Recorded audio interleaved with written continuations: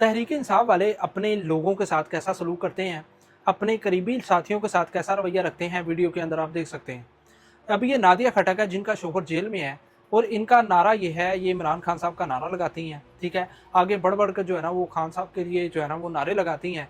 अब आप देखिए कि इनके साथ ये तहरीक सलूक क्या कर रही है। अब आप देखिए कि स्टेज पर जो है ना वो सुहेर अफरीदी वज़ीर आला सुहेर अफरीदी और अलीमा खान बैठी हुई हैं, पीछे नादिया खटक खड़ी हुई हैं और तहरीक इंसाफ के लोग जो है ना वो उन्हें धक्का दे रहे हैं, पीछे हटने का कह रहे हैं कि आप कैमरों से पीछे हट जाएं। अब क्या इस बात का अलीमा खान को नहीं पता चल रहा? क्या इस बात का सुहेल अफरीदी को नहीं पता चल रहा है? बिल्कुल पता है।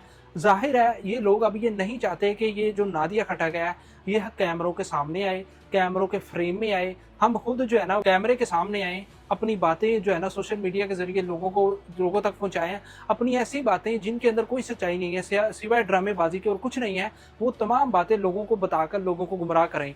और लोग भी इतने बेवकूफ़ नहीं हैं। लोग भी इनके रवैयों पर अब जो है ना वो नज़र-ए-षानी करने लग गए हैं। जो नादिया खटक इनके लिए बड़े-बड़े नारे मारती है, उनके साथ ये ऐसा सलूक कर रहे हैं। आखिरकार वो बेचारी नादिया खटक रो ही पड़ती हैं कि आप लोग मुझे यहाँ ठहरने क्यों नहीं दे रहे? मुझे यहाँ खड़े होने क्यों नहीं दे रहे? आप मुझे क्यों कह रहे हैं बार-बार सारे लोग मुझे मेरे ऊपर जो है ना वो टूट पड़े हैं कि ब आप पीछे चली जाइए, आप पीछे चली जाएँ। तो आप सोचिए कि जिस नादिया खटक के साथ ये ऐसा सलूक कर रहे हैं, इनकी नज़र में एक आम कारकुन, एक आम अवाम का बंदा जो इन्हें सपोर्ट करता है, उनकी क्या हैसियत होगी?